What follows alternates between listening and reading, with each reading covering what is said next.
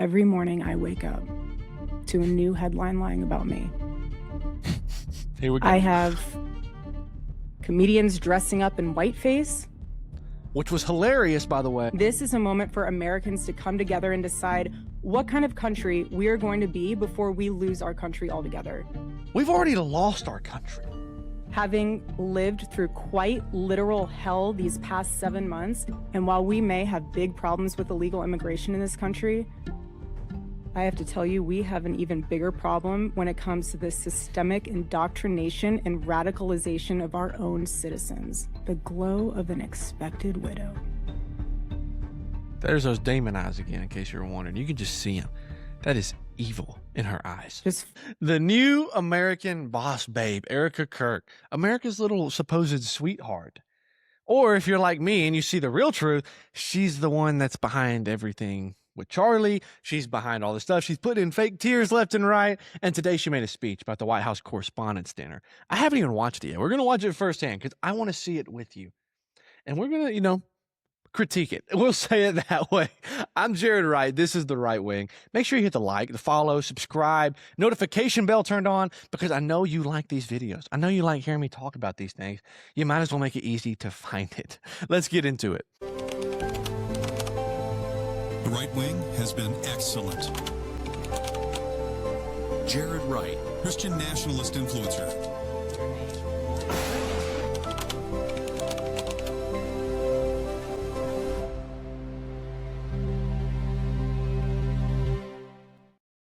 I'm definitely super excited for this video. I just want to see what she has to say. She's dressed up in all black in this whole thing. It's going to be, I'm sure, quite ridiculous.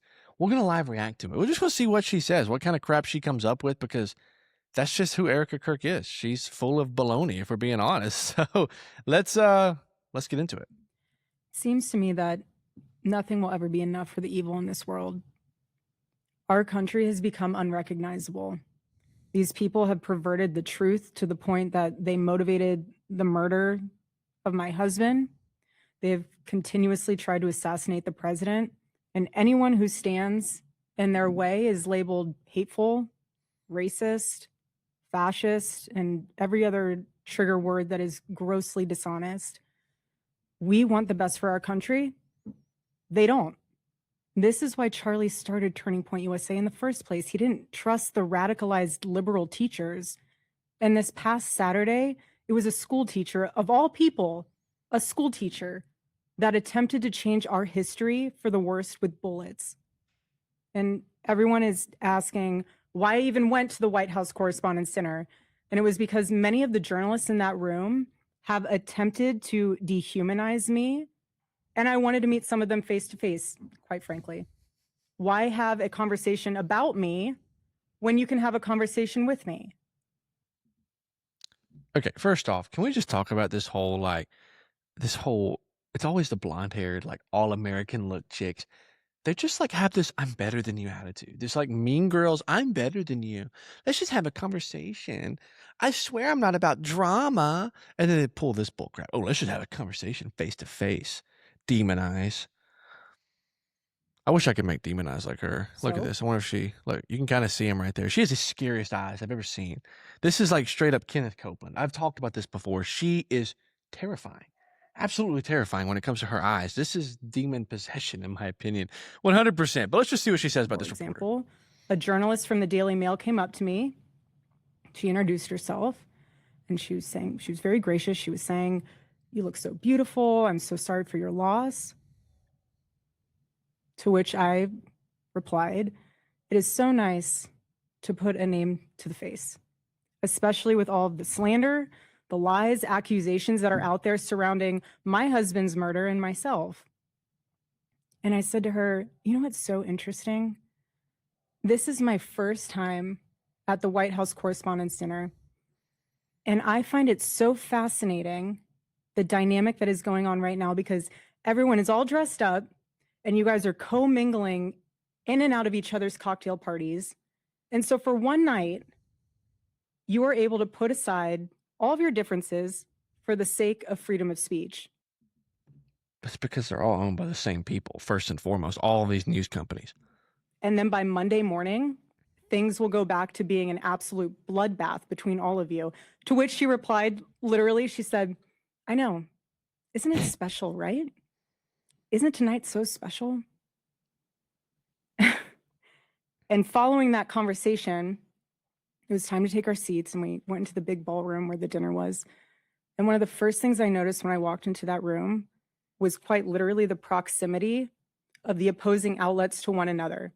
So you have one table here that's Politico, and another table here that's Fox, and another table here that's WAPO, and you're all crammed together, elbow to elbow. And to make the night even more of a spectacle, every single 10-person table had 10 bottles of wine. Is this a dig at drinking? Because I don't know if she realizes this. In the last few months, all that's come out is videos of her when she was younger drinking. She was like, oh, now she's in an interview saying, yeah, I never really drank. I never really dated. And then she's on shows drinking and dating. And she has videos from like old cell phones where she's getting drunk at parties. And she's digging at people for having wine. I mean, yeah, don't get drunk. I'm not a proponent of that. I don't support that. But really, this is your dig that you're making? I mean, that's just going to make the night so much worse. Wow. You didn't used to think that. Let me tell you that much. I've seen videos where you look like you're blackout drunk. And the president of the White House Correspondents Association, she did a great job of trying to make the evening have that feeling of Americana. You know, we were in a room celebrating freedom of speech despite our differences. And the U.S. Marine Band performed the national anthem so beautifully. And then shortly thereafter, gunshots rang out and total chaos ensued. And you guys have all seen what happened next because there are 1,000 videos of it. So let's discuss that fact for a second. If you were in that room, you had no way of knowing what the status of the shooter was, how many there were, or honestly, really anything. It was just utter chaos. And so during an active shooting, these journalists are using their phones to find moments to capture for clips. They were so concerned about getting a video in a room with an active shooter that they could have accidentally and quite literally filmed themselves being shot.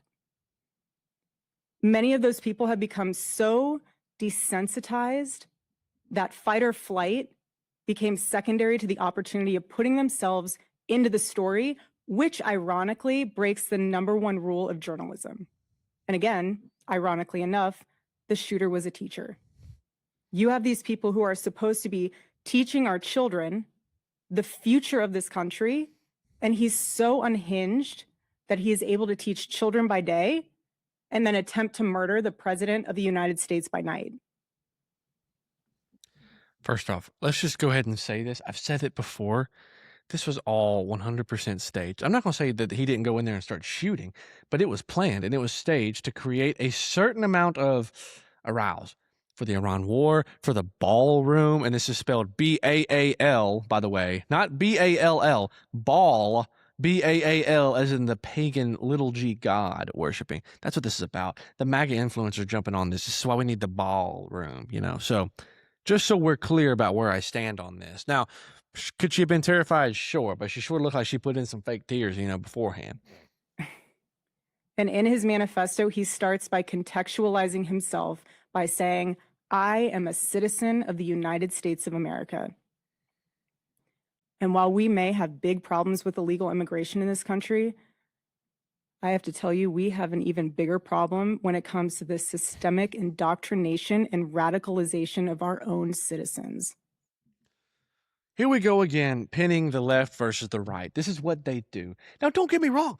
I'm not a leftist whatsoever. I've said time and time again, I have a hard line that I draw that I will not befriend when it comes to politics. And that line includes transgenderism, homosexuality, and abortion. I do not at all negotiate on those subjects. If you're past that line, sorry. I understand the left and the right are quite different, but I'm okay with making friends with some of these to address the real problem. And that's going to be the JQ. That's going to be the Israel question. This is not a left versus right battle, a red versus blue, whatever you want to call it. It is all about who is controlling the nation, who is controlling the narratives, who runs all of the news companies that she was just talking bad about. That's what this really comes down to. I think she talks more about it, I'm sure, in just a second, but she's wanting to push this whole point, as with all of MAGA, oh, our number one enemy is the left. No, your number one enemy is the people that made the left and controls you. That's who our number one enemy is. But people will not wake up and see that. They refuse to. This is what got my husband killed. Oh, here we go. This is what got her husband killed. This is what has led to 3 legitimate attempts on President Trump's life. And I can speak firsthand to that unbearable toll that this must take on our First Lady. She's already going off. This is what got her husband killed. No, you know what? You were right. It's the same people who orchestrated this that got your husband killed. And it's that country that causes a whole bunch of issues over there in the Middle East, whose name, if I say right now, this video will get taken down and my account taken down simply for talking bad about them. Does that not tell you that they control everything? Does that not say it? I built a platform talking about Charlie and the fact that that country is the ones behind his death. And this woman right here, who's friends with that country, very close friends, her family's close friends with them, all of it. Matter of fact, her dad was instrumental in building the Iron Dome that protects them. You think he wasn't friends with them? You think she wasn't completely made for this purpose of honeypotting him? Same people. I agree. This shooter this past weekend, IDF sweatshirt pictures, his name was searched up in that country several times in the hours leading up to the shooting. There's so many things that point right back to him, right back to him, right back to him. So you're right. Same people, same ideas. You just got the people wrong, at least when you're talking. You know who it is. You're just not going to say the real truth. There has never been a president who has faced this many assassination attempts in Americans' entire history. And after each one, the reaction from the far left has been, at best, a shrug, and in some cases, a sick disappointment that the shooter was unsuccessful. We are all human beings. And if you can just pause and just take a minute and ask yourself, how would you feel if even just one person made cruel jokes about the attempted murder of your loved one? That is what Jimmy Kimmel did to the First Lady. He said that she had the glow of an expected widow. The glow of an expected widow. There's those Damon eyes again, in case you were wondering. You can just see them. That is evil in her eyes. Just 48 hours before that nightmare almost became a reality. And this culture we're living in absorbs disagreement as a form of personal betrayal. It turns having an opposing viewpoint into a moral crime worthy of punishment. And here's what I've realized through all of this, truly, having lived through quite literal hell these past 7 months. Whoa. Pause. She's lived through quite literal hell these past 7 months. I'm sorry. I didn't know that orchestrating the of your own husband and then completely leaving your children to themselves, not taking care of your children, becoming the boss babe and taking CEO roles and then flying all over the country in private jets to news interview after news interview after news interview was literal hell. You chose that. You chose to become CEO. You chose to do these things because you were behind it all and you're profiting off of it. Don't forget that you literally ran a massive fundraiser at Mar-a-Lago profiting off the death of your husband. You put it together. She's doing all these news interviews. She's going all the talk shows. That's literal hell now? That's literal hell to you because you're choosing that. You know what literal hell is? Probably the fact that your children are at home trying to figure out what the heck is going on. Where's their mom at? We don't have daddy anymore. What are we going to do? You chose this path and then you call it literal hell? No. You are orchestrating exactly what you wanted to orchestrate so that you could begin your political career. That's what this is. It's beginning of her political career so that they can put her on top as Bibi Netanyahu's prime #1 candidate right there with Vance, more than likely. Literal hell, guys. Literal hell. The fact that she was the one behind everything that happened with Charlie, potentially, and conspiracies, and then leaves her children at home, stops being the trad wife she said she was, and does all of these news interviews. Oh, we're going to talk about it. We're going to talk about it. We're going to talk about it. Then she's going on air, taking over Charlie's own show. She's doing all of these things. Meanwhile, she's pinning it on everybody else. This is disgusting behavior. That's why I can't stand this woman. Nasty, demonic woman. If you strip someone of their humanity long enough, you will arrive at the chilling conclusion that they don't deserve to exist at all. Every morning I wake up to a new headline lying about me. Here we go. I have comedians dressing up in whiteface. Which was hilarious, by the way.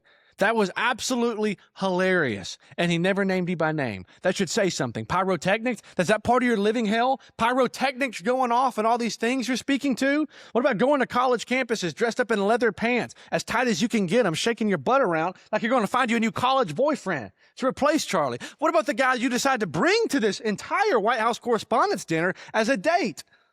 Living hell. The headlines, oh my God, somebody put white makeup on and made fun of me. Maybe you weren't cut out to be a CEO. Maybe you should go live in the freaking shadows. Freaking wussy, piece of crap, evil woman. I have people saying I'm not fit to be CEO. You're not. And I have Candace Owens claiming I murdered my husband. You did. And the list goes on and on and on.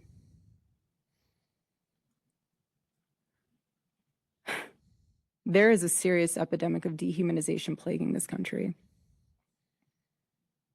The most unthinkable tragedies have now become commonplace in our daily headlines, and yet the media finds a way to conveniently explain away violence. This is what we're up against. This is what we're up against. What is happening right now is something none of us can afford to ignore.